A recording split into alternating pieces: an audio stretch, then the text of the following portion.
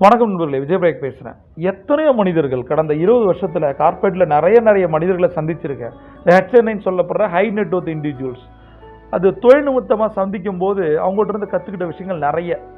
ஒரே ஒரு நாள் என் வாழ்க்கை அப்படியே திசை மாறிச்சு. என்ன தெரியுமா? ஒரு தொழில் முனைவரை சந்தித்தேன். அவர் படித்தது 5வது தான். அவர் பேசுகிற விஷயங்கள் வேற மாதிரி இருந்தது. நீங்கள் எவ்வளோ சம்பளம் வாங்குறீங்கன்னு கேட்டார். என்னோட சம்பளத்தை நான் சொன்னேன். அதை விட 2 மடங்கு தரேன், நாளைக்கு ஜாயின் பண்ணிக்கிறியான்னு கேட்டார். வேறு 5வது படித்தவர். நான் இத்தனை வருஷமாக நான் இண்டஸ்ட்ரியில் இருக்கிறேன், சில மேனேஜ்மெண்ட் டிகிரிஸ் நான் படிச்சிருக்கேன். ஒரே செகண்டு அவர் எதை வைத்து என்னுடைய சம்பளத்தை டபுளாக தரேன்னு சொன்னார். அப்போ நான் யோசித்தேன், நான் இந்த கம்பெனியை விட்டு வேறு கம்பெனிக்கு போனேன் அப்படின்னா எனக்கு 20% 30% எனக்கு ஹைக் கிடைக்கும். இது மாதிரி நான் என்னுடைய சேலரி மினிமம் டபுள் ஆகிறதுக்கு நான் 5லேருந்து ஒரு 6 வருஷம் இல்லை 10 வருஷம் நான் கஷ்டப்படணும். இல்லை மினிமம் 5 இயர்ஸ் வச்சுங்களேன். 5 இயர்ஸ் நான் கஷ்டப்பட்டு எனக்கு அதிகமாகிற சேலரியை வெறும் 5வது படித்த ஒருத்தர் கொடுக்குறேன்னு சொல்கிறாரு. அன்னைக்கு நான் ஃப்ளைட் ஏறும்போது வேறு மாதிரி இருந்துச்சு. நான் சென்னையில் இறங்கும்போது வேறு மாதிரி வந்தேன். என்ன தெரியுமா? அப்போ தான் எனக்குள்ளே இருந்த விஷயங்கள் என்ன தெரியுமா? ஒரு 5வது படித்த ஒரு தொழிலதிபரால் நம்மளால் விலை பேச முடியுது, நமக்கு ஒரு விலை வைக்க முடியுது தலைக்கு அப்படின்னா நாம் என்ன பண்ணிட்டு இருக்கோன்னு யோசித்தேன். அதனோட விளைவு தான் இன்றைக்கி என்னோட பிஸ்னஸ். இதில் நான் என்ன தெரியுமா சொல்கிறேன்? எத்தனை தொழில் முனைவர்கள் நிறைய பாடங்களை கற்றுக் கொடுத்துக்கிட்டே இருக்காங்க. அந்த படிப்பு நிற்கிறதே கிடையாது. சரியா? ஆல்மோஸ்ட் ஒரு 600+ குளோபல் கிளைண்ட்ஸ் நிறைய கற்றுக் கொடுக்குறாங்க. அவங்க ஒரு கேள்வி கேட்கும்போது எனக்கு தெரியும் அல்லது தெரியாத விஷயங்கள் என் குருவுடைய போதனைகள் இருந்தால் எடுத்து சொல்கிறேன். அதையும் தாண்டி என்னோட தொழில் நிமித்தமாக என்னோட மீடியா பணி சம்மந்தமாக சந்திக்கும் போது ஒவ்வொருத்தங்க இம்ப்ரெஸ் பண்ணுறாங்க. அதில் சில பேரை நான் கூட ஷேர் பண்ணணும்னு நினைக்கிறேன். இப்போ இதில் சொல்லணும் அப்படின்னா ரொம்ப இன்ஸ்பயரான பர்சன் அது. அவரை சந்திக்கணும்னு நினச்சிட்டு இருந்தேன். அவரை பொது இடங்களில் கூட நான் சந்தித்ததில்லை. பெரும்பாலும் நான் பொது விழாக்களுக்கு போகிறதில்ல. சரியா? அப்படி நான் என்னுடைய தொழில் நிமித்தமாக சந்திக்கும் போது அவர் யார் அப்படின்னு சொன்னீங்கன்னா, 5 கோடி கடனோட கஷ்டப்பட்டு அவர் சொல்லுவார், வீட்டுக்கு நைட்டு போக முடியாது, ஃபோனை பார்த்தாலே பயமாக இருக்கும், வாழ்க்கையில் இவ்வளோ பிரச்சனை எனக்கு வந்துருச்சு அப்படின்னு சொல்லிட்டு நான் துடிச்சு போயிருக்கேன். அந்த மாதிரி நிலைமையிலிருந்து அவர் இன்னைக்கு பண்ணுற பிஸ்னஸ் 1000+ crores. எல்லா தமிழர்களுக்கும் மிக முக்கியமான ஒரு முன்னோடி நான் சொல்லுவேன். ஒரு கடலூர் மாதிரியான ஊர்லேருந்து இங்கே இன்னைக்கு அவருடைய இண்டஸ்ட்ரியில் இந்தியாவிலே நம்பர் 1 கோல் வச்சுறாரு. இது சாதாரண விஷயம் கிடையாது. ஒரு பிரான்ச் 2 பிரான்ச்சே கஷ்டப்பட்டிருக்க காலகட்டங்களில் 700+ பிரான்ச்சஸ்ன்றது கனவு. அவரை சந்திக்கும் போது நிறைய விஷயங்கள் நாங்கள் டிஸ்கஸ் பண்ணோம்.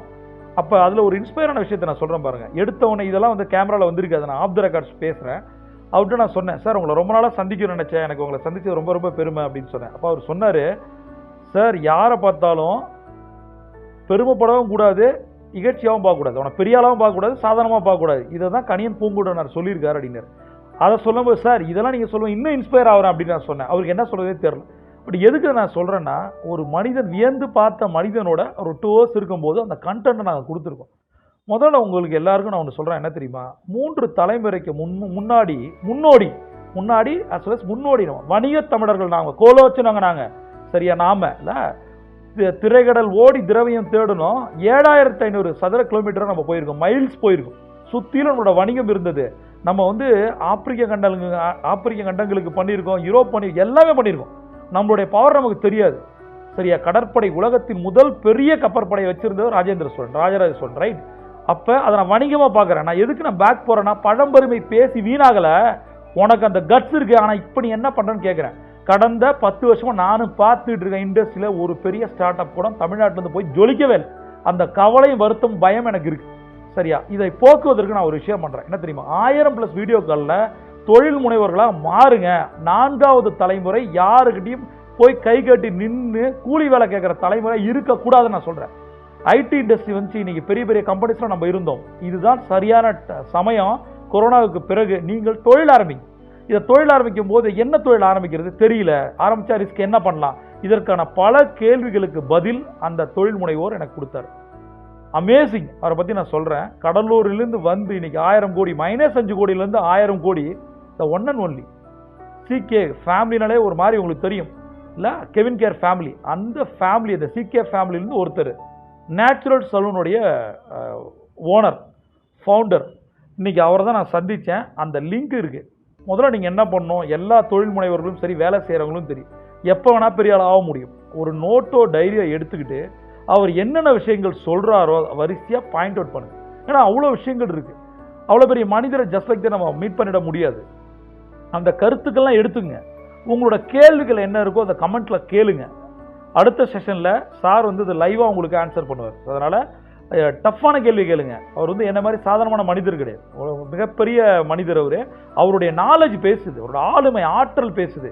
அந்த மாதிரி மனிதர்கிட்ட உங்களுக்கு என்ன தேவையோ அதை கமெண்ட்டில் கேளுங்க. அந்த வீடியோ டிஸ்கிரிப்ஷன் கீழே இருக்க கமெண்ட்டில் கேளுங்க. another 10-15 டேஸில் அடுத்த லைவில் சார் வந்து டைரெக்டாக உங்கள்கிட்ட பேசுவார். நண்பர்களே, ஒரே ஒரு விஷயம் தான் சொல்கிறேன், ஒரு மிகப்பெரிய ஒரு பில்லியனரை போய் நம்ம டக்குன்னு நம்ம மீட் பண்ணிட முடியாது, சரியா?